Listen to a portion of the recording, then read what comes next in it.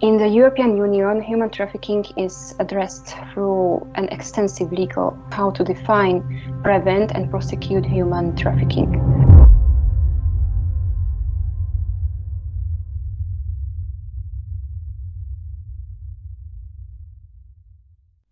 My name is Veronika Valentikova. I'm working for Agorà for 6 years, and I had been working with refugees for more than 10 years.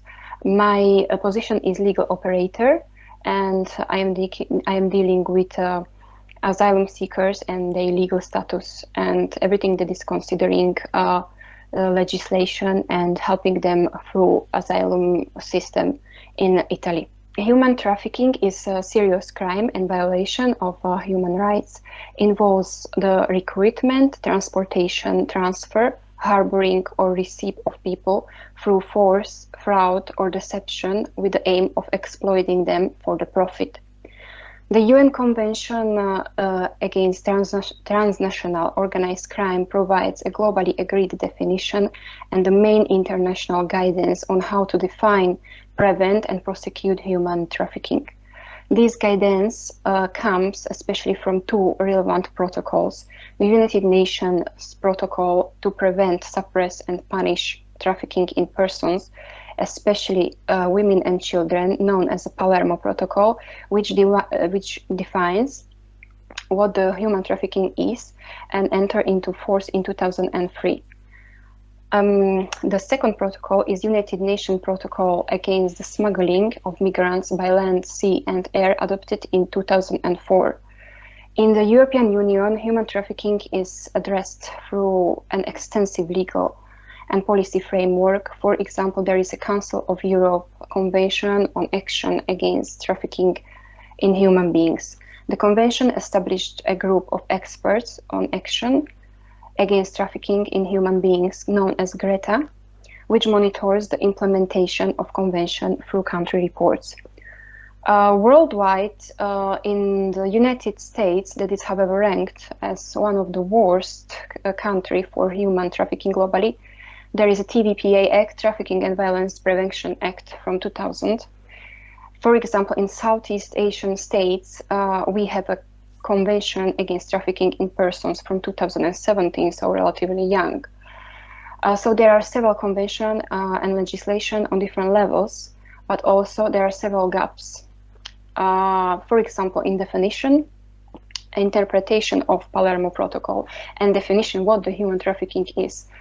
Then implementation of national legislation and international convention, and of course in data and statistics. What are the trends? The most common form of human trafficking is sexual exploitation and forced labor. Another forms of human trafficking are, for example, organ removal, domestic servitude, child soldiers, forced marriage, forced begging, selling children, for example. Main economic sectors where victims are reported to be exploited are domestic work, construction work, fishing and agriculture industry. Regarding the situation in Europe, in Western and Southern Europe, there are victims from Sub-Saharan Africa and West Africa. From West Africa, children mainly. The most detected victims are adult women, but for example, we see increasing detection of boys trafficked for the purpose of drug trafficking in the UK. In Central and Southeastern Europe, the most detected victims are as well adult women, but not only in sexual industry. For example, Croatia detected victims that were trafficked for forced criminal activities. In Polonia, more victims are trafficked for forced labor. And for example, in Bulgaria, the most common form of trafficking is trafficking of pregnant women for the purpose of selling babies for illegal adoption. Regarding Italy, victims primarily originated from Nigeria, mainly for sex trafficking, then Bulgaria, China, Pakistan, and Romania.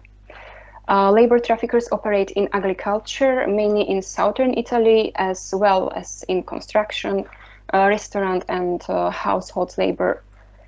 In 2021, Trafficking in Persons report concluded that the government did not meet the minimum standards in several areas. For example, did not adopt a new national action plan, and there has been less detected less trafficking investigation, also due to coronavirus. But however, the Italian government is making significant effort to combat the human trafficking.